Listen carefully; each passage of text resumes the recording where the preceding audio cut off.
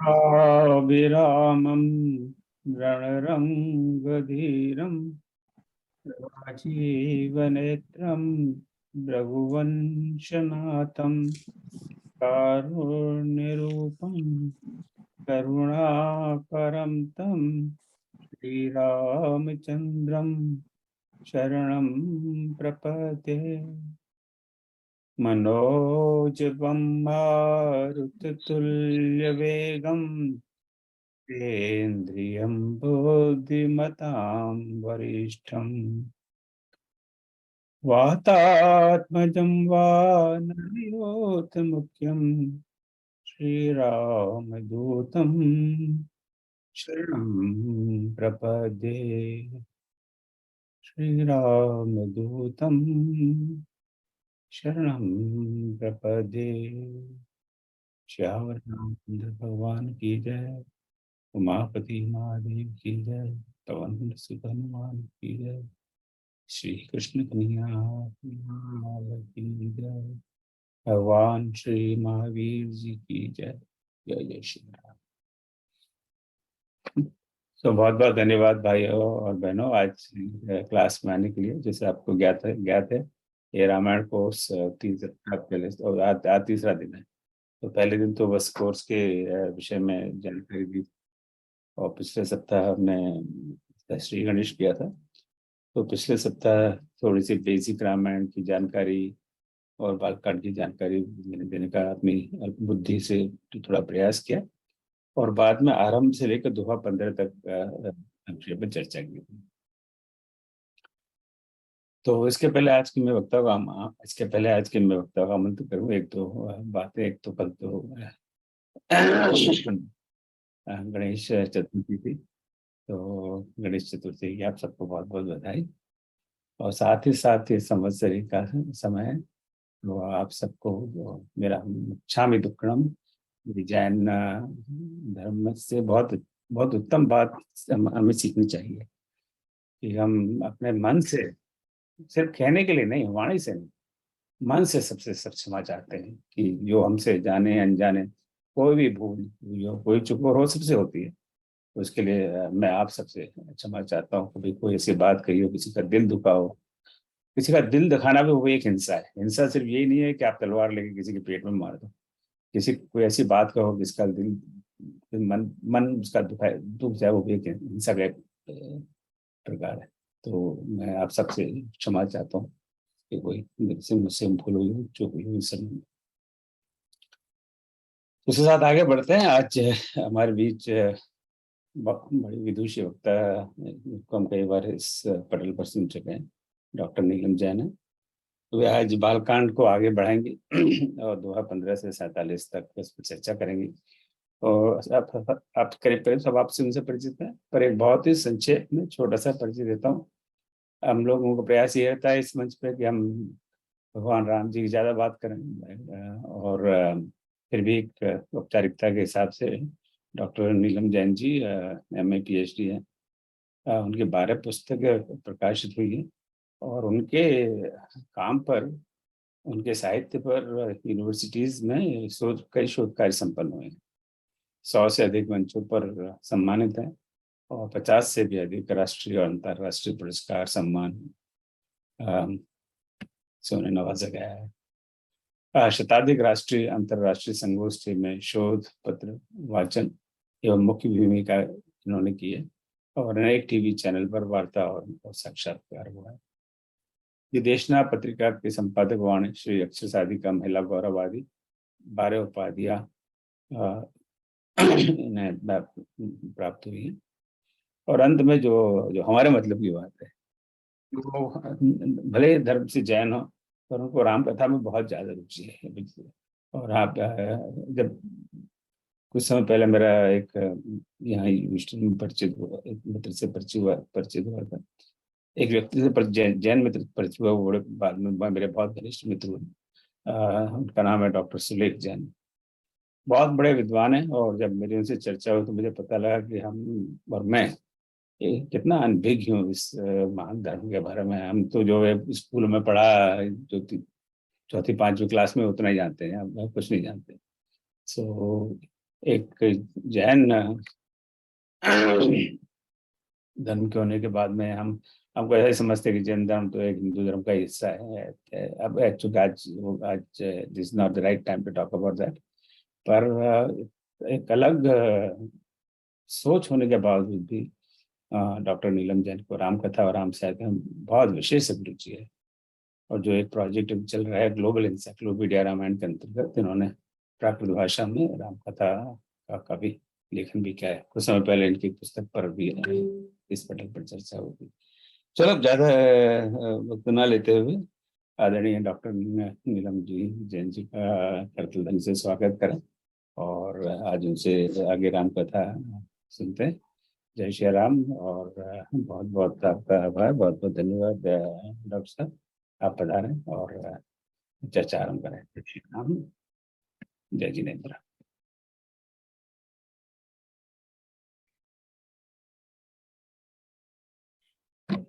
मोक्षदं चैव ओंकाराय नमो नमः। भाई ओम जी, आपके सरल व्यक्तित्व की शक्ति का ये अचिंत्य प्रभाव है कि सब बहुत स्नेह से और आदर के साथ आपके साथ जुड़े हैं, जुड़ रहे हैं और जुड़ते जाएंगे। राम कथा को जिस तरह से आपने प्रस्तुति दी, उसकी व्यापकता को, वो मुझे बहुत आकर्षित करती है। साहित्यकार किसी एक समाज का नहीं होता, वो पूरे विश्व का होता है। वो सबके कल्याण की कामना करता है। और मैंने जब तुलसीदास जी को अपने शोध का विषय बनाया, तब जो मैंने अपनी अल्प बुद्धि से अध्ययन किया, क्योंकि तुलसीदास जी तो कहते हैं कि वक्ता तो होगा जो होगा, लेकिन राम कथा के तो श्रोता महान होते हैं। राम कथा के तो श्रोता गुण ज्ञानी होते हैं।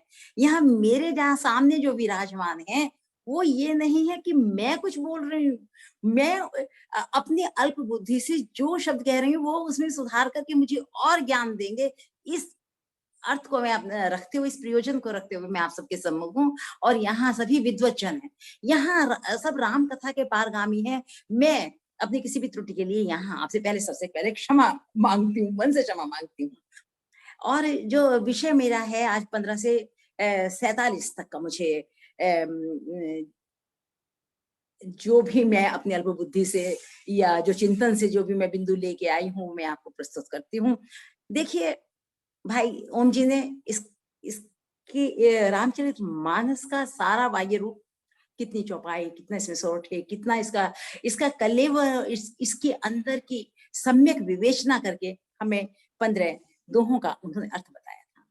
और अब हम इस 15वें दोहे से ही मैं लूंगी, क्योंकि तुलसीदास जी तो कह रहे हैं कि अगर मैंने सपने में भी सोचा होगा, मैंने सपना भी कभी लिया होगा, तो हे प्रभु बस इतनी कृपा कर देना कि इन शब्दों में शक्ति भर देना। वो कहीं अपनी कामना नहीं करने कि मुझे यश दे के तुम मुझे महान संत शिरोमणि बना देना। ये उनकी विनम्रता कि वो शब्दों को शक्ति दे रहे हैं, और उसी शक्ति का प्रताप है, उसी शब्दों के अंदर समाहित ये शक्ति है कि जिस जो न धर्म जो किसी को कि ना कोई इनके लिए धर्म में बंधा है, ना कोई क्षेत्र में बंधा है, पूरे विश्व में आज मानस की जय जयकार हो रही है। ये इनके शब्दों की शक्ति और शब्दों पर आशीर्वाद है। तो बालकांड का अध्ययन करती हूँ, ये चिंतनीय है। आप सभी देखिए कि जो विषय इन्होंने बालकांड में लिए हैं, जितनी विवेचना की है, जो संवाद लिए हैं, वो अंत में भी वही है। अंत में भी जाके उत्तरकांड में उन्होंने सब चीजों का भेद, कलयुग का भेद और सभी को नमन, और इस अपने कथा की लोकप्रियता की, लोक मंगल की, जन जन हारी की, कलमश हारिणी की, सभी की कल्पना उन्होंने की है। तो यहाँ से बालकांड से लेकर उत्तरकांड तक ये स्टेट नहीं जाती। ये मैंने देखा, ये कथा स्टेट नहीं जाती, ये ग्लोबली जाती है। ये इसीलिए वैश्विक बनी है कि उन्होंने ग्लोबलाइजेशन, ये रामचरितमानस विश्व की आकृति का एक परम प्रतीक है, एक साक्षात प्रतीक है। और बालकांड में देखिए, सबसे पहले वो हमें इंगित कर रहे हैं, और मैं भी प्रभु से यही प्रार्थना करती हूँ कि बालक यदि बन गए हम, बालक के अंदर जैसा मन हमने ले लिया, बालक जैसी जिज्ञासाएं हमने ले ली। बाल कांड में सिर्फ नाम और प्रणाम है। बाल कांड के जो दोहे मैं पढ़ रही हूँ उनमें नाम राम का और प्रणाम है। नाम और प्रणाम बाल कांड में होना उनकी दार्शनिकता का, उनकी सामाजिकताओं का, उनकी धार्मिकता का, उनकी लोक तत्व का, उनकी लौकिकता का एक सच्चा सच्चा सार्थक उदाहरण है। अब सबसे पहले क्या कह रहे हैं? सबसे कह रहे हैं कि कहां से रामायण की उन्होंने कहां से प्रणाम शुरू किया। तुलसीदास जी की दृष्टि देखिए, कितनी पीड़ा उनके अंदर थी, कितना दर्द कहाँ छुपा हुआ था। वो माँ सीता का निर्वासन जो लोकापवाद हुआ, स्त्री जाति के प्रति उनका सम्मान और उनका दर्द देखिए, वो वहां स्त्री निंदकों पर वो कह रहे हैं कि मेरे प्रभु राम ने नहीं, बल्कि उस धरा ने जिसपे राम ने जन्म लिया, जहां पतित पावनी सरयू बहती है, जिस धरा के अंदर ये पवित्र जल सिंचित हो रहा है, जिसकी धरती राम के जिसकी नदियां भगवान के चरण स्पर्श करके पतित पावनी बनी है, उन्होंने वास्तव में पतित को पावन बना के दिखाया। उन अधमों को, उन दुष्टों को, उन नीच को जिन्होंने लोकापवाद किया, निर्वासन कराया, उनको भी उन्होंने क्षमा कर दिया, उन पर भी उनको कृपा कर दी। जिन्होंने उनके परिवार को छिन्न भिन्न कर दिया, जिनकी खुशियों को ताक पर रख दिया, जिनको वनवास, उनके सारी भोग विलास को, विषयों को, उस सुख को सब तिलांजलि दिला दी, उनके प्रति भी उनकी उदारता है। तो ऐसे भगवान श्री राम को हम हृदय से प्रणाम करते हैं।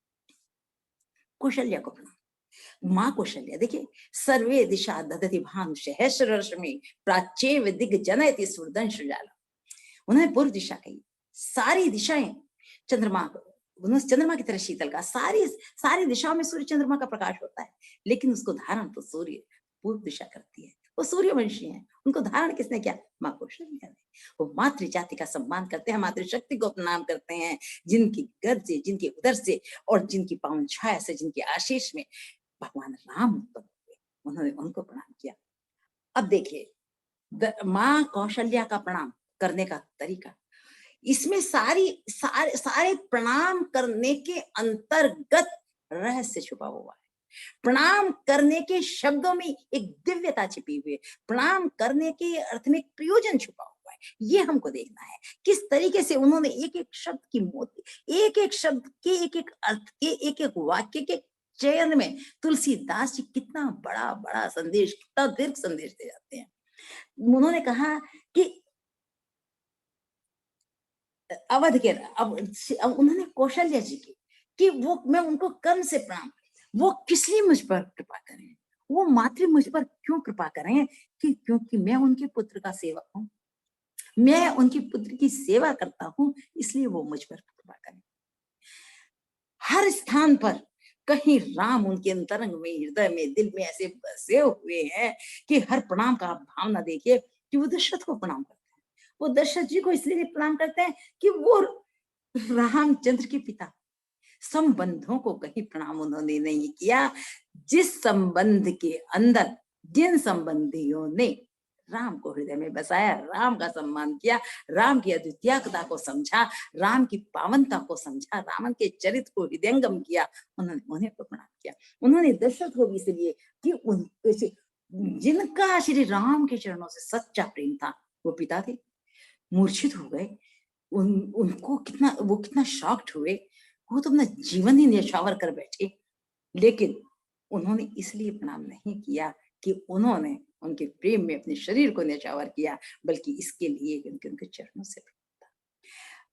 देखिए तुलसीदास जी ने भगवान राम के चरणों को ही महत्व दिया।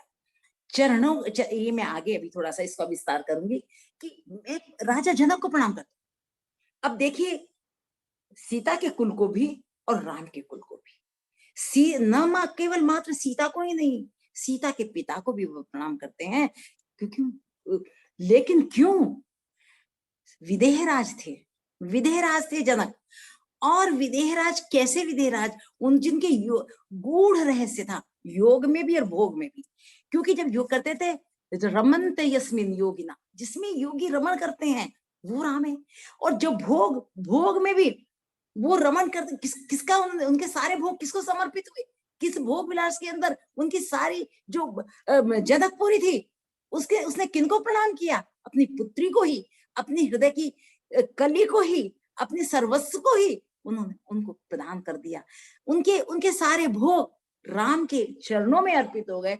दिल में उन्होंने योग में शुरू से ही राम को बसा रखा था, इसलिए वो जनक जी को प्रणाम करते हैं। और लक्ष्मण, अब देखिए लक्ष्मण जी को भी वो प्रणाम करते हैं, मानते वो शेषनाग जी का रूप है, हजारों सिर वाले जो शेष जी हैं पृथ्वी का दूर करते, उनके रूप में उन्होंने अवतार लिया। लेकिन चूंकि वो भगवान राम के चरणानुगामी है, इसी प्रकार वो शत्रुघ्न जी को, हनुमान जी को, सबको प्रणाम करते हैं। लेकिन हनुमान जी पे मैं रुक के आपको बताती हूँ जो मेरे मन की भावना। देखिए मैं तो बहुत अपने आप हूँ ही, तो जो भी मेरे प्लीज सुधार की दीजिएगा कि मैं पवन कुमार हनुमान जी को प्रणाम करता हूँ, जो दुष्ट रूपी वन को भस्म करने के लिए अग्नि रूप हैं, और जो ज्ञान की घन मूर्ति हैं, और जिनके हृदय रूपी भवन में धनुष बाण धारण किए राम जी निवास करते हैं। कहीं भी तुलसीदास जी ने बिना धनुष बाण के राम की कल्पना नहीं की। वो मेरे दिल में विराजो धनुष बाण सहित। देखिए धनुष बाण राम की पहचान नहीं है, धनुष बाण राम का गौरव नहीं है, धनुष बाण आयुध नहीं है, धनुष बाण एक प्रतीक है, पुरुषार्थ के प्रतीक हैं, उनकी दूरदर्शिता के प्रतीक हैं, उनकी सामर्थ्य के प्रतीक हैं, उनकी कृतित्व के प्रतीक हैं, व्यक्तित्व के नहीं कृतित्व के प्रतीक हैं। धनुष बाण के बिना राम कोई हमें भजना थोड़ी है, हमें तो रावण से इस संसार में दुष्टों का संहार कराना है, जो राम धनुष बाण के बिना नहीं होंगे। और दुष्ट कभी संसार से जाते नहीं है, वो त्रेता द्वापर कलयुग सतयुग सभी में रहते हैं, तभी तो भगवान को अवतार लेना पड़ा, हर युग में अवतार लेना पड़ा, कभी कुछ बनकर कभी कुछ बनकर, क्योंकि इसी रूप में वो संहार कर सकते हैं, इसी रूप में वो नष्ट कर सकते हैं, इसी रूप में वो सृष्टि को बचा सकते हैं, इसी रूप में सज्जनों को उनकी कृपा मिल सकती है। तो उन्होंने हर समय हर जगह धनुष बाण लिए हुए, और इसके बाद वानर रीछ और ये सब क्यों प्रणाम किया? इसलिए अरे अधम शरीर में भी राम की अनुकंपा प्राप्त की जा सकती है, राम का भक्त बनकर अपना कल्याण किया जा सकता है। इसके सच्चे और प्रत्यक्ष प्रतीक यही सब वानर रीछ राज हैं। तो मैं इनको भी प्रणाम करता हूँ, ऐसा दिल चाहता हूँ, ऐसी भक्ति जाता हूँ, और ऐसे इस अधम शरीर से अपने अंदर ऐसी उत्तम भावना चाहता हूँ। ऐसा तुलसीदास जी कामना करके उनको प्रणाम कर रहे हैं। रघुपति राघव उपासक जी थे, मैं और जितने भी उपासक हैं वो तो अपने को दासों का भी दास कहते हैं, सेवकों का भी सेवक कहते हैं। ये तुलसीदास जी की विनम्रता है। सुख सनकादि भगत मुनिराद जे मुनिवर विज्ञान विशारद, सुखदेव सनक राणा जितने भी भक्त परम ज्ञानी श्रेष्ठ इस धरती पर सृष्टि, उन सबको प्रणाम करता हूँ। हे मुनीश्वर आप समझ अपना दास। उन्होंने क्यों किया इन सबको? सुखदेव जी को, सनकादि, नारद मुनि जी को, क्योंकि इन सब ने इन सब के मुख से भगवान की कथा निकली हुई है। ये सब भगवान की कथा के प्रचार प्रसार में माध्यम बने हैं, ये उनको इसलिए प्रणाम कर रहे हैं। और आप देखिए नारद जी ने भी कहाँ भेजा था? काकभूषण जी के पास भेजा, जामवंत को, सारे उनके शंका का समाधान करने के लिए। तो और जबकि स्वयं जानते थे सब, वो नारद जी और सती का प्रसंग आगे आप सभी ने पढ़ाई है। जनक सुता जगती जन माता। अच्छा देखो यहाँ सीता जी के दोनों चरणों को प्रणाम किया, सीता के दोनों चरणों को प्रणाम किया, एक खाली चरण नहीं कह के छोड़। आप देखिए इनमें सब में नहीं है खाली चरण आता है, और उनके चरण युगल कहे तो उनके दोनों चरणों को इस विशेष रूप से इंगित करके कहा, उनके दो चरण हैं। कैसे? उन्होंने अपने पितृकुल और अपने ससुराल पक्ष दोनों की गरिमा है, दोनों स्थानों पर ऐसा आचरण किया, दोनों स्थानों पर वो गरिमा दी, दो कुलों की वो शोभा बनी, उनके आचरण दोनों ही जगह प्रशंसनीय रहे। वो जिस समय धनुष की प्रत्यंचा पर चढ़ा हुआ था जीवन, उस समय भी उनके हृदय में राम थे, और जब वो अयोध्या में आए उनके हृदय में राम थे। तो वो सीता उनके दोनों चरणों को, क्योंकि चरण आचरण के प्रतीक हैं, जो चरण हमारे उस पथ पर चलने के लिए प्रेरणा देते हैं, जिस पथ जो अच्छा पथ है, यदि उस पर चरण चल के दिखाते हैं, तो इसलिए उन्होंने चरणों को प्रणाम किया। जो वाणी उसके अर्थ हो जाए। अब यहाँ मानस की जो भावनाएं हैं, उसमें आप में इसमें जो सारी चीजें उन्होंने इंगित की, उसमें सबसे पहले उन्होंने उसको धान बताया। उन्होंने बताया कि मैं धान की तरह जो भगवान की जो कथा है वो एक सरोवर है, और उस सरोवर कैसा सरोवर, शुभ में वो धान कहते हैं।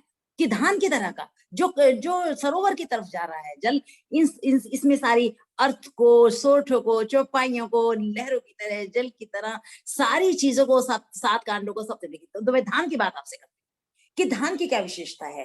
एक एक उपमा प्रणम्य उपमा है, एक एक उपमा मस्तिष्क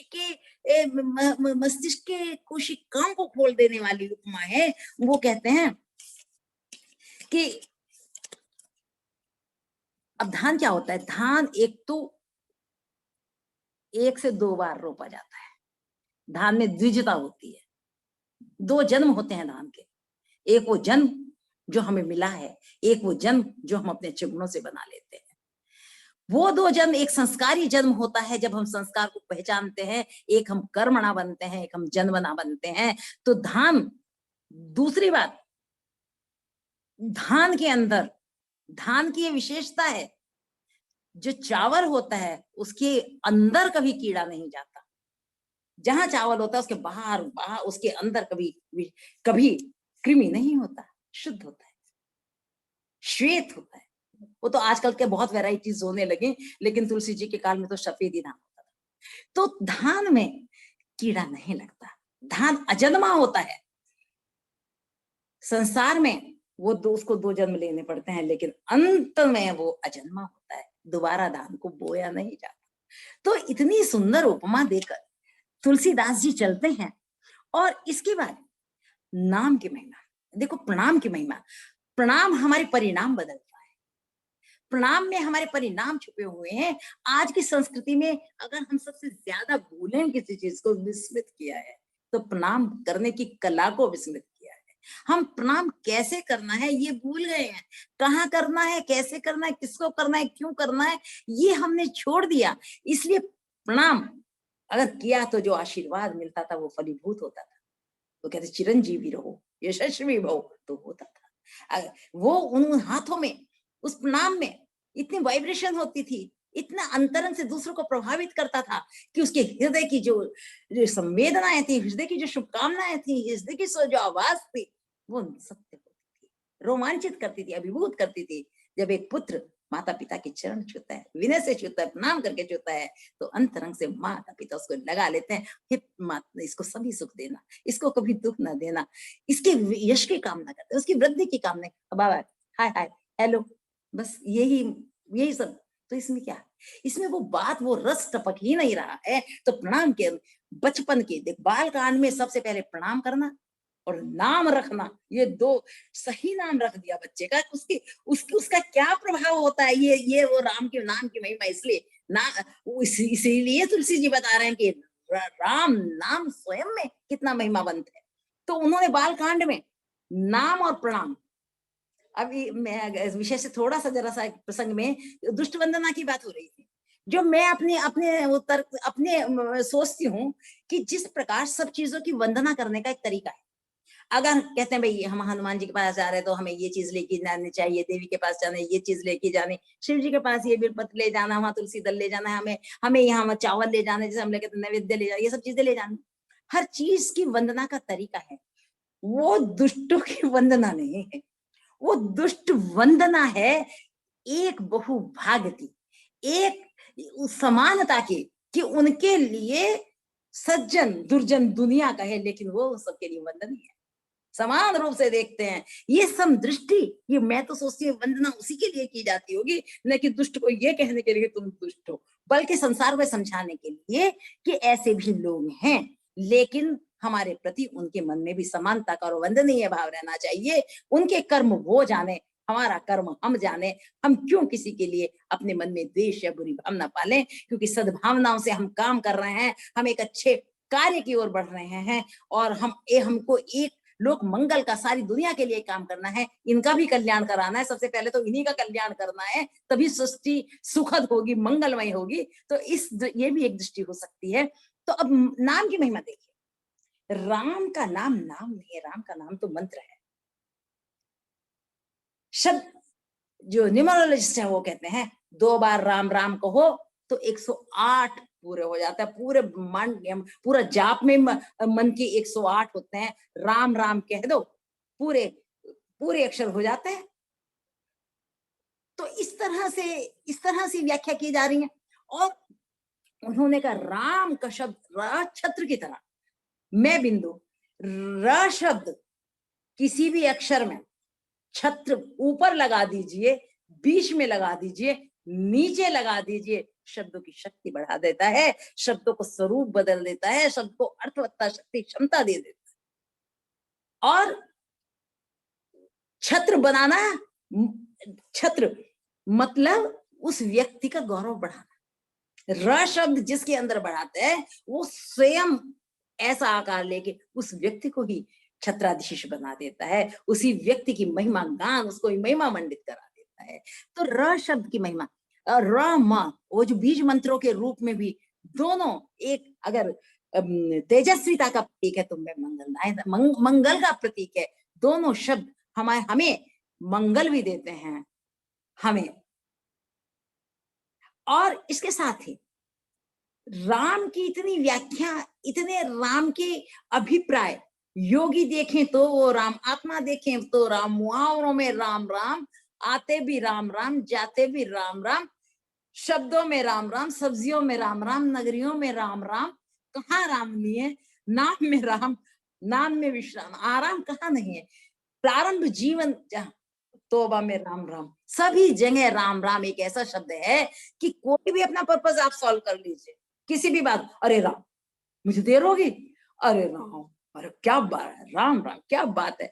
तो कहीं भी आप राम शब्द लीजिए, अपनी सारी मन की सारी जो अभिव्यक्ति हैं, अपने सारे रस हैं, अपने सारे अलंकार हैं, अपने सारे रूप, तो राम है, क्या कहने उनके, तो राम जैसे पुत्र है, राम जैसे पुत्र। कहीं भी आप उनको विशेषण बना दीजिए, कहीं उनको संज्ञा बना दीजिए, कहीं उनको अलंकार बना दीजिए, कहीं रस बना दीजिए, तो कहीं छंद बना दीजिए, वो तो काव्य के शिरोमणि, उनका तो नाम ही इसे राम तुम्हारा व्रत स्वयं ही काव्य है, कोई कवि बन जाए सहज संभाव्य है, ऐसे ही नहीं कहा गया। तो इस बालकांड में मैं ये जब देख रही हूँ यहाँ,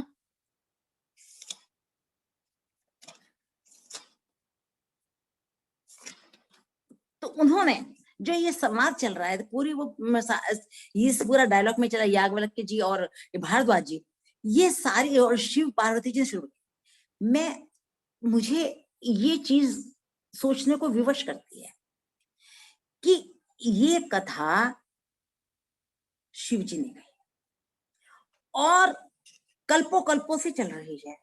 काकभूषण जी कह रहे थे मैं तो कल्पों कल्पों में, इतने कल्प हो गए मुझे, और शिव जी ने इसको कही। देखिए ये शब्द, ये जो चीजें हैं, ये दार्शनिकता, ये है हमारे भारतीय संस्कृति का अस्तित्व, और ये होती है हमारे जो आध्यात्मिकता का जो हमारा एक जीवंत धारा, एक रसवंती धारा, जो आज भी हमें प्राणवंत करती हुई चल रही है, और जिसको बार बार गाकर भी हम तृप्त नहीं होते, जो हमें हमारे स्वरों में टपकती है, स्वरों को हमारे राम में बना देती है, और हमें तो उसका जो समझना है, जो शिव जी और पार्वती जी का हमने इसमें जो आता है, और सती के मन की, शिव जी देखो राम आदर्शपति हैं, राम आदर्शपति थे, शिव जी सर्वशक्तिमान, लेकिन जीवन में जिन पारिवारिक मूल्यों की, जिस संस्कृति की, जिस सृष्टि संरचना की, मैं तो महादेव को कहते हैं कि वो उनकी तीसरी आंख खुल जाए तो सृष्टि का विनाश होता है। मैं ये कहती हूँ उनकी खुली आंखों ने इस सृष्टि को बसाया है। कारण आप सती का यदि हम लोग चरित्र लेते हैं, जैसे इसमें लिखा हुआ है कि उन्होंने सती की त्रुटि के बाद भी, भयंकर अपराध के बाद भी इगोइस्ट नहीं बने, उन्होंने कहीं भी अपना अहंकार प्रदर्शित नहीं करा, तुमने मेरी अवहेलना करी। वो चुपचाप उस चरित्र को देखना एक बहुत बड़े मनोबल की बात है। जो अपने परिवार में कर सकता है वो सृष्टि की भी उसी सहनशीलता का सामर्थ्य रखता है। जो रस तत्व उन्होंने अपने घर में बहाया, उसी ही का परिणाम गणेश जी और कार्तिकेय बने। आप देखिए शिव जी, सती क्या क्या करके आती हैं, सीता का रूप रख के आ जाती है, परीक्षा लेने के लिए चली जाती हैं, शिव जी के वचनों पर विश्वास नहीं करती हैं, लेकिन फिर भी फिर भी ये कथा इसलिए है कि रोम रोम में सती के शिव जी ही बसे रहे। वो जी चीजें वो किसी के सामने नहीं आई, इन कथाओं ने प्रकट किया।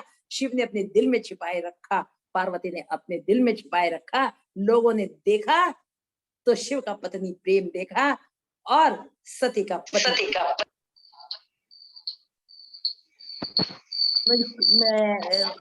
मुझे कुछ कहा, कुछ आवाज आई?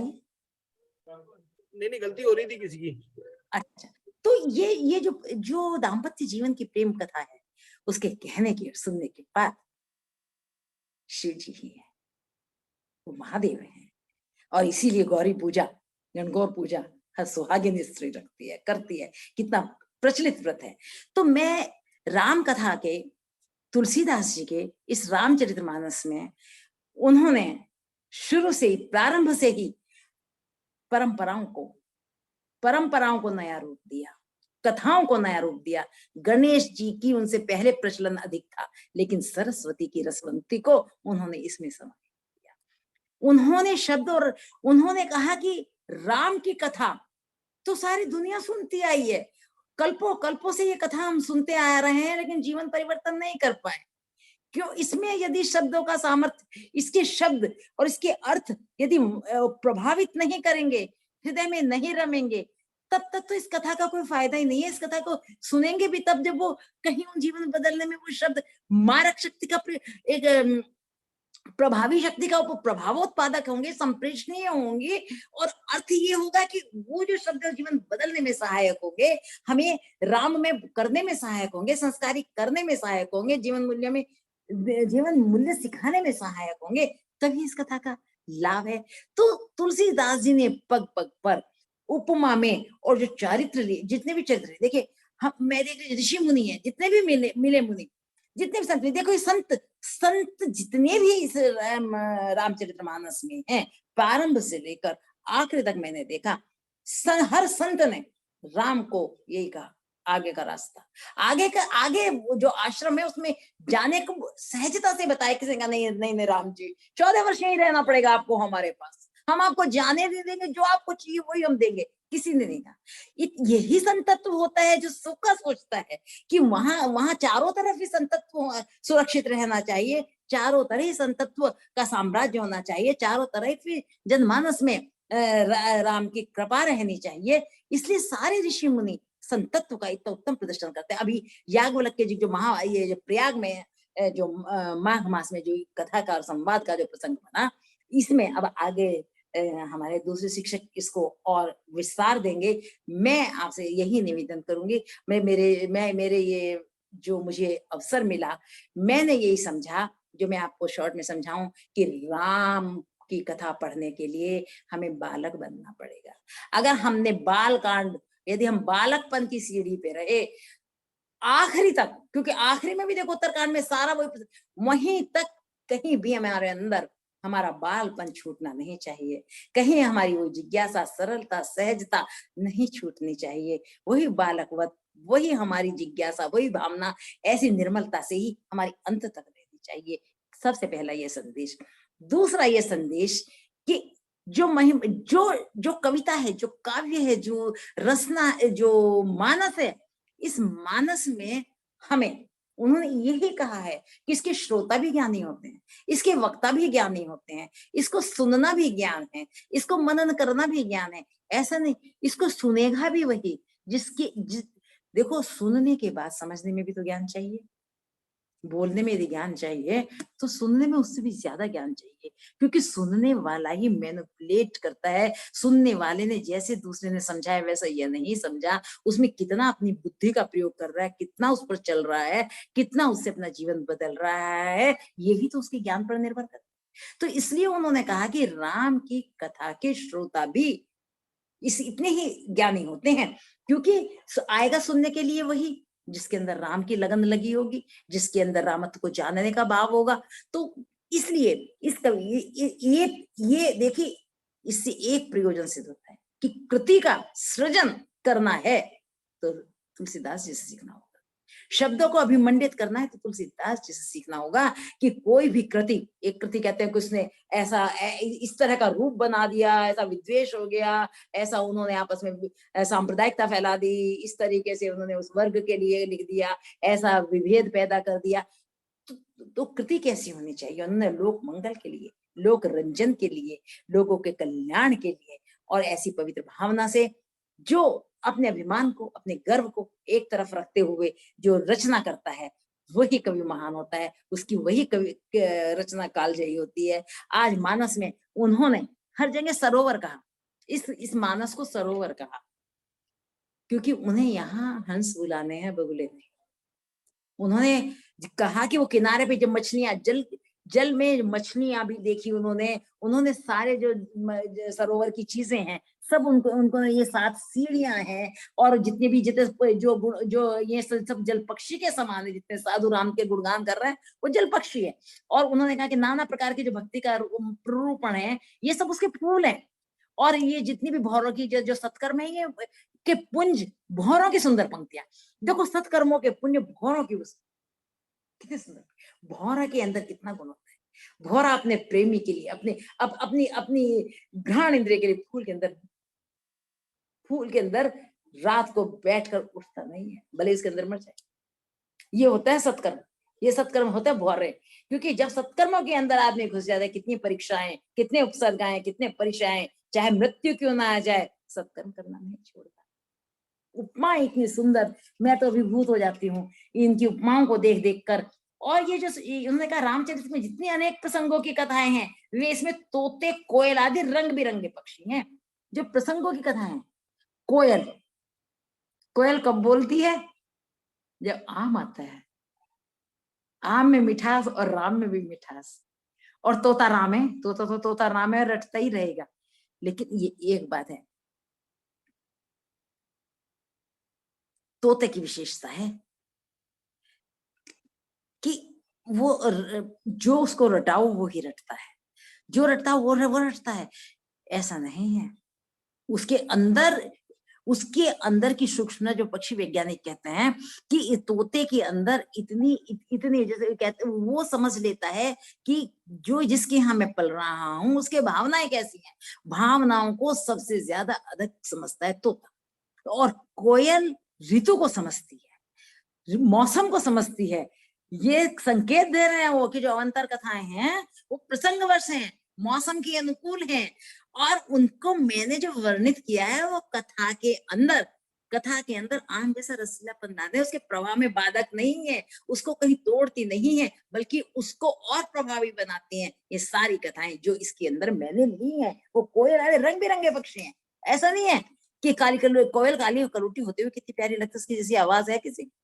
तो ऐसे उन्होंने कोयल के रंग को भी रंग बिरंगी पक्षी कहा है। देखो, काला रंग नहीं कहा गया, उपमा तो काले रंग की कोयल की कह रहे हैं और कह रहे हैं मैंने रंग बिरंगी पक्षी ली है। तो रंग से नहीं, वो गुण से परीक्षा कर रहे हैं। कोयल कितनी गुणी है, कितना मधुर गीत गाती है, और मौसम को पहचान कर पता चल जाता है कि सारे में मंजरी आने वाली है, आम्र मंजरी आ चुकी है। तो जो लोग इस चरित्र को सावधानी से सुनते हैं वे इस तालाब के चतुर रखवाले हैं। जो स्त्री पुरुष सदा आदर पूर्वक इसे सुनते हैं वे ही सुंदर मानस के अधिकारी उत्तम देवता है। देखो, ये हमारे संस्कृति में है, हमारे पुराणों में जो लिखा हुआ है, हर सरोवर का, हर नदी का, हर समुद्र का, हर वन का एक रक्षक देवता होता है। इसीलिए सब तरह के देवता होते हैं और ये सभी धर्मों में है कि हम कभी नदी पार कर रहे हैं, हम कभी समुद्र की यात्रा करें तो हमसे ऐसा पहले जो यहाँ के देवता हैं वो हमें जाने में सहायक बने। हम ये नहीं करते कि घर से जाते हुए हम मंगल करके ही जाते हैं। और जैसे जब भी हम जाते हैं तो हमें कहा ही जाता है, तो हम हमेशा कहते हैं कि हमारी समुद्र यात्रा, हमारी नव यात्रा, ये सब हमारी सफल हो, कि दशों दिशाओं के रक्षपाल हैं, 10 दिक्पाल हैं, जो भी लोकपाल हैं, सब हैं। तो वो मानसरोवर पर कह रहे हैं कि उसके रक्षक बने। उसके रक्षक क्यों बनेंगे ये लोग? ये जो स्त्री पुरुष सुन रहे हैं यही राम के रक्षक, क्योंकि यही तो राम के चरित्र का गुणगान करेंगे और राम की महिमा को बताएंगे और राम का जो रास्ता तो सारी दुनिया में पाएंगे। वही बताएंगे कि राम बनना क्यों आवश्यक है, वही बताएंगे ये कथा क्यों आवश्यक है, यही बताएंगे राम ने क्या करा, तभी तो लोग सीखेंगे, तभी तो लोगों को श्रद्धा होगी, तभी लोगों को पता चलेगा। तो इसकी भावना जो चलती आ रही परंपरा से, शुद्ध परंपरा से आई, लेखक परंपरा से आई, इसका प्रभाव बने रहना चाहिए।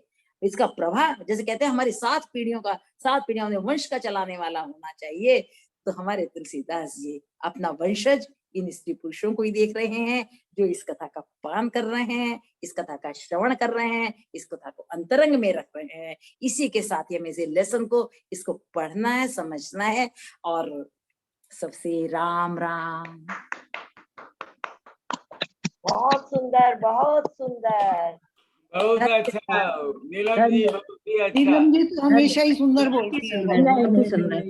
बहुत अच्छी विवेचना करी। आप सभी का बहुत बहुत मुझे स्नेह मिलता बहुत रहे। सुंदर व्याख्या मैम, बहुत सुंदर व्याख्या, बहुत ही सुंदर। आप सबका बहुत बहुत सुंदर व्याख्या नीलम दीदी ने बहुत सुंदर एक व्याख्या बहुत अच्छी की, जो चरण की है, 2 चरण की जो बोला उन्होंने। तो इस बात पे ध्यान ही नहीं गया था कभी कि जो कुल, दोनों कुल को जो के लिए वो कहा गया है कि द्विचरण, ये बहुत एक मतलब विचार करने योग्य बात है। बहुत जब मैं सुंदर आज अध्ययन कर रही थी तो मैंने ध्यान दिया इस बात पे कि 2 चरण क्यों लिखे हैं। ये समझ में नहीं आया था कि 2 चरण यहाँ क्यों लिखे, और तो कहीं है नहीं 2 चरण, यहीं पे लिखे हैं। तो आप समझ में आया कि हाँ 2 चरण क्यों लिखे हैं। जितना भी मुझसे हो सका, और आप भैया मुझे अवसर दे देते हैं। बचपन से ही देखो मेरा कुछ संस्कार ऐसे थे कि मैं रामलीला कभी छोड़ती नहीं थी। हालांकि मैंने मतलब जो बता रहे थे कि वहां हमारे यहाँ रामलीला कोई जाता नहीं था, लेकिन मेरी जो पड़ोस में मेरी फ्रेंड जो रामलीला देखने जाती थी, मैं पूरी रामलीला देखती थी बचपन में। बहुत सही है। नीलन जी जैसे कहते हैं ना कि एक एक पैगाम चलते चलते बस बहुत ऊंचाई पर लेके चले गए हम लोगों को। अब थोड़ा उसके बारे में फिर सोच विचार करना होगा कि इस तरह से भी इस रामायण की कथा को हम पढ़ सकते हैं।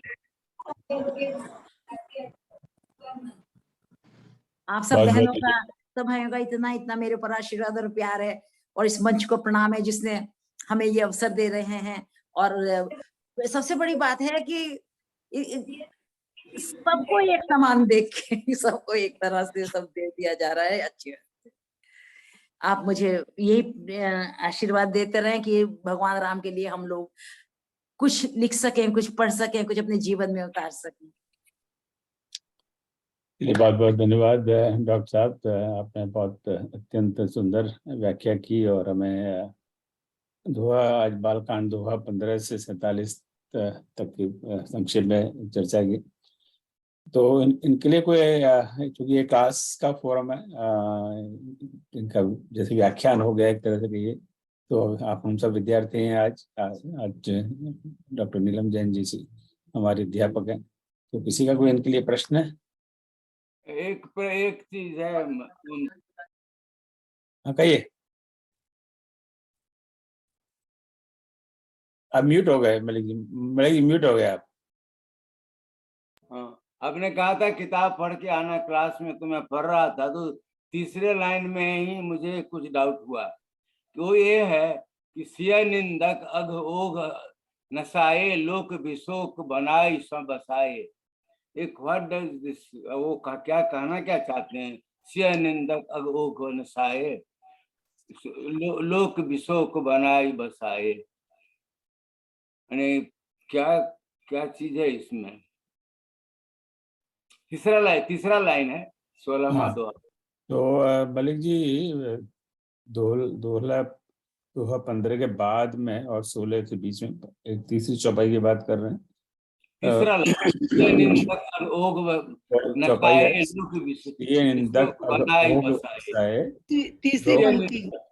लोक विशोक बनाए बसाए। तो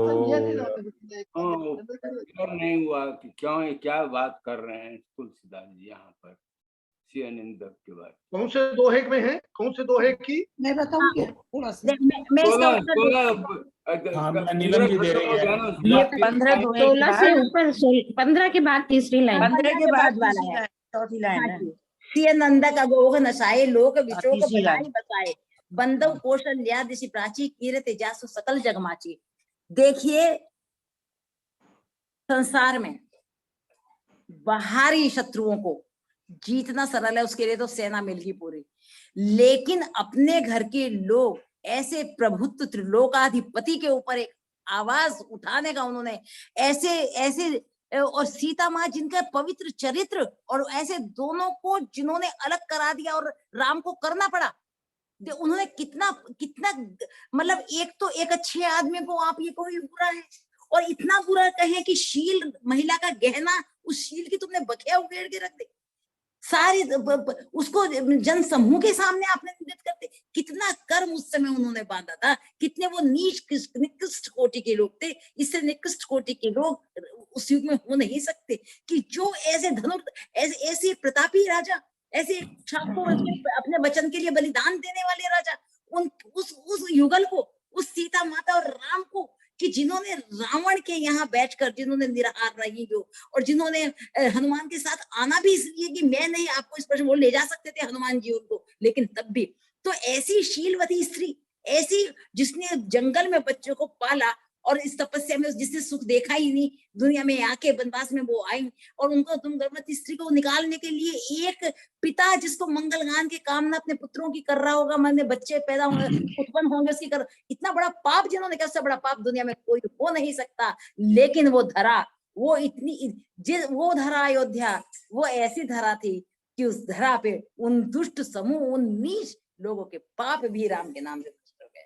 तो हम तो इतनी ऐसे राम के बारे में सोच भी नहीं रहे, तो हमारा तो कल्याण हो ही जाएगा। ये उनका कहने का भाग, ऐसे कर्मों का समूह भी राम के नाम से करता है जिसको कोई काट नहीं सकता। ऐसे ऐसे कर्मिक कर्मों का समूह, एक कर्मिक कर्मों के समूह को भी उन्होंने काट दिया, वो उनका।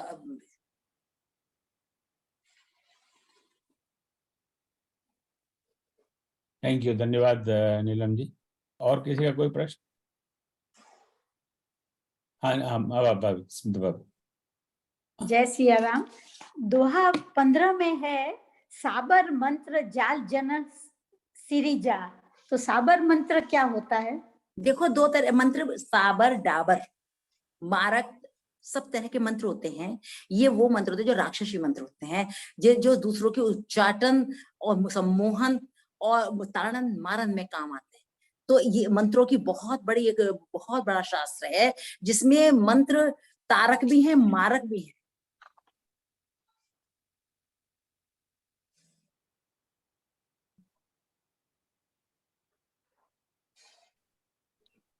का आता है कि एक बार शंकर जी सावर माने सवर या भील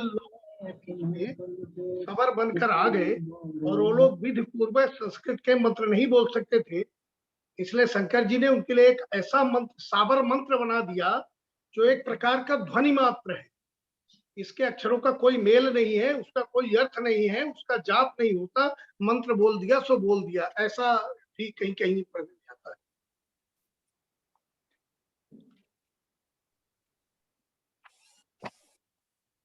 ओके, चलो, थैंक यू द्विवेदी जी। और एक मेरे ख्याल एक प्रश्न के लिए थोड़ा समय है, लास्ट क्वेश्चन किसी का है? नमस्ते। हाँ, नमस्ते, कहिए। मेरी कोई जिज्ञासा, ये प्रश्न नहीं है, लेकिन आज का व्याख्यान बहुत अच्छा हुआ।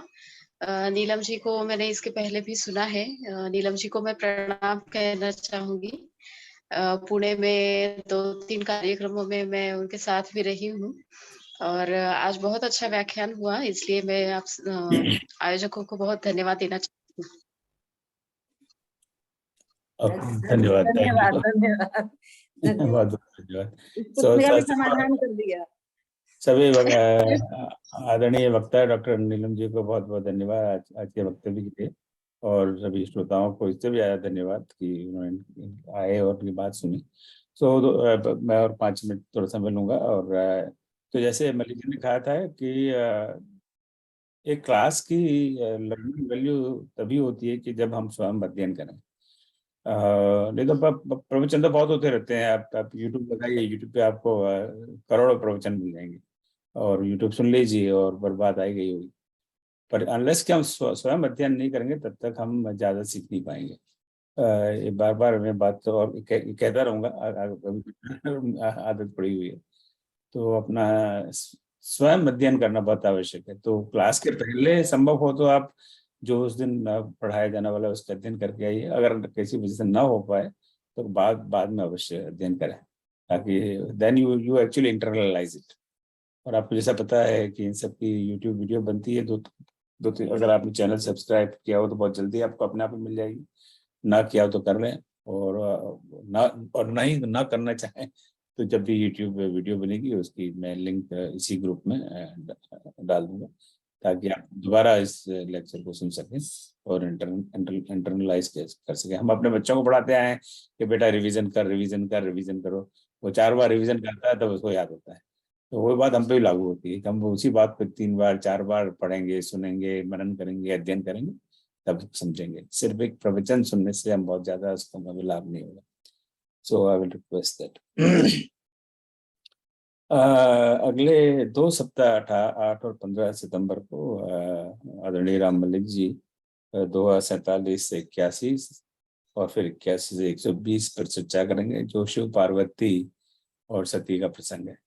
तो बहुत महत्वपूर्ण कथा है। तो आप लोग उसमें अवश्य बधा रहे। ये क्लास का फोरम है, तो आप आए जब भी अगर आपने क्लास के लिए रजिस्ट्रेशन किया है तो चैट पर अपना रोल नंबर और नाम डाल दें, और नाम ना हो तो कोई बात है, रोल नंबर डाल दें। और अगर रजिस्ट्रेशन नहीं किया तो आप रजिस्टर करा लें, और रजिस्ट्रेशन ना कराना और ऐसी क्लास में आना हो तो आपका स्वागत है, और उसकी कोई अनिवार्य नहीं है। अगले शनिवार यानी परसों हमारा नियमित शनिवार का कार्यक्रम है। तो समय वही 9 बजे का है, और उस दिन डॉक्टर राजरानी शर्मा जी जो ग्वालियर में है, ये कवितावली पर चर्चा करेंगे। कवितावली तुलसीदास जी का एक बहुत महत्वपूर्ण ग्रंथ है, वो भी एक रामायण का स्वरूप है, इसके बारे में हम बहुत कम जानते हैं। तो लिंक यही है जो ज्यादातर कार्यक्रम में, जो पब्लिक कार्यक्रम, तो हम इसी लिंक का प्रयोग करते हैं, ताकि बार बार अलग अलग जूम लिंक। तो आपको we will send you an invitation, तो आप आए और उसका आनंद लीजिए। इसके पहले मैं समापन करूं, आपका मेरे लिए कोई प्रश्न है इस कोर्स के बारे में, इस कोर्स के अनुशासन के बारे में, या इसके रूपरेखा के बारे में? इस कोर्स में 150 रजिस्ट्रेशन कर चुके हैं, पर मैं समझता हूँ आज करीब 80-85 जितने लोग आए हैं। तो कई बार बहुत सारे लोग, हमारा अनुभव बहुत, कई कोर्स कर चुके हैं यहाँ पर, तो बहुत सारे लोग ऐसे रजिस्ट्रेशन करने के लिए कर देते हैं, उनका कोई खास इंटेंट नहीं होता। तो ऐसे बहुत सारे लोग हैं, कुछ लोग होते हैं रजिस्टर करने के बाद तब मन होता है बोला रहे क्या बेकार का चीज़। तो खैर आप तो उसमें से है नहीं, तो आप यहाँ होते नहीं। पर इसका आनंद जब कोर्स का तभी आएगा, और लर्निंग तभी होगी जब आप स्वयं अध्ययन करेंगे। तो ये, और मेरे पास आई डोंट नो कोई विशेष अनाउंसमेंट्स हैं। इसके बाद मैं शनिवार के प्रोग्राम मैंने आपको बात करी थी, और अगले गुरुवार को फिर राम जी ने चाहा तो मिलेंगे। और फिर से मैं आपको गणेश चतुर्थी की बधाई देता हूँ। संवत्सरी का प्रसंग है जैन धर्म का, और फिर से क्षमा दुक्षम, आपसे मैं क्षमा चाहता हूँ जो भी बोल चुक मुझसे हुई हो। आज सारी चर्चा में एक विशेष चर्चा हुई थी राम के नाम की वंदना की और नाम के महत्व की। तो आई थिंक करीब 2 साल पहले मैंने भगवान राम के नाम पर चर्चा की थी। तो राम एक नाम अनेक उस चर्चा का विषय था। तो उसमें क्यों राम तो एक ही है, पर उनके तो नाम बहुत सारे हैं। तो उस पर बस कुछ मैं पंक्तियां सुनाऊंगा, और उसके बाद करना चाहूं नाम वंदना, करना चाहूं नाम वंदना, लेकर राम का नाम, दशरथ नंदन दुष्ट निकंदन लाखों तेरे नाम। करना चाहूं राम वंदना, करना चाहूं नाम वंदना, लेकर राम का नाम। दशरथ नंदन दुष्ट निकंदन लाखों तेरे नाम।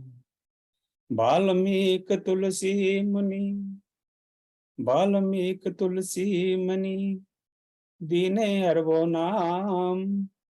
अगणित तेरे नाम है, अगणित तेरे नाम है, किस विध बंधु राम, किस विध बंधु राम। गिनना तारों को सहज, गिनना तारों को सहज, पर तेरे नाम अनेक। गिनना तारों को सहज, पर तेरे नाम अनेक। गिनना नामों को चला, मैं मूर्ख अति एक। गिनना तारों को चला, मैं मूर्ख अति एक। चाहूं गिनना नामों को, चाहूं गिनना नामों को, थामो मेरा हाथ। गिनना चाहूं नामों को, थामो मेरा हाथ। रख लो मेरी लाज प्रभु, रख लो मेरी लाज प्रभु। कृपा करो रघुनाथ सियावर राम। जय जय राम मेरे प्रभु राम। सीता राम सियावर बहुत राम सुंदर चंद्र भजन, भगवान बहुत की सुंदर, जय। जय जय उमापति सिया राम, जय जय सिया राम। बहुत सर सुंदर, प्रणाम। बहुत सुंदर, हेलो बहुत सुंदर। जी सर सर। प्रणाम। सर हाँ जी, निवेदन कर रहा था, एक गीत है राम पर, एक बंद सुनाना चाह रहा था। हाँ जी सुना दीजिए। जी जी। सर ये गीत जब 5 अगस्त पर जाने का अवसर मिला था अयोध्या जी, तब मैंने लिखा था। पंक्ति सुनिएगा। वंदना का गीत है। शरणागत वत्सल कृपा करो, शरणागत वत्सल कृपा करो, हम शरण तुम्हारी आए हैं। शरणागत वत्सल कृपा करो, हम शरण तुम्हारी आए हैं। मन समरांगण में जूझ रहा, नित एक पहेली बूझ रहा। मन समरांगण में जूझ रहा, नित एक पहेली बूझ रहा। ये युद्ध है आत्म विकारों से, ये युद्ध है आत्म विकारों से। पथ कठिन नहीं कुछ सूझ रहा, है मर्यादा पुरुषोत्तम हम, है मर्यादा पुरुषोत्तम हम। लव कुश से तेरे जाए हैं। शरणागत वत्सल कृपा करो, हम शरण तुम्हारी आए हैं। शरणागत वत्सल कृपा करो, हम शरण तुम्हारी आए हैं। नश्वर जग में सब नश्वर है, आत्मा अपनी यायावर है। नश्वर जग में सब नश्वर है, आत्मा अपनी यायावर है। हम कर्म करे उजले जग में, हम कर्म करे उजले जग में, कर्मों में बसते ईश्वर है। हम कर्म करे उजले जग में, कर्मों में बसते ईश्वर है नाथ सुनो विनती अब तो, है नाथ सुनो विनती अब तो। घन कलयुग के अब छाए हैं। शरणागत वत्सल कृपा करो, हम शरण तुम्हारी आए हैं। निर्मल पावन नदियों का जल बहता जाए कल कल छल छल।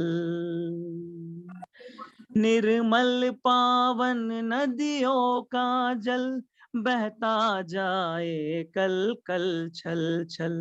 गंगा सरयू कावेरी सम, गंगा सरयू कावेरी सम, बहे धर्म मेरे भीतर प्रतिपल। गंगा सरयू कावेरी सम, बहे धर्म मेरे भीतर प्रतिपल। है दीन दयाल जगत स्वामी, है दीन दयाल जगत स्वामी, हम झोली खाली लाए हैं। शरणागत वत्सल कृपा करो, हम शरण तुम्हारी आए हैं। हम शरण तुम्हारी आए हैं। जी धन्यवाद सर।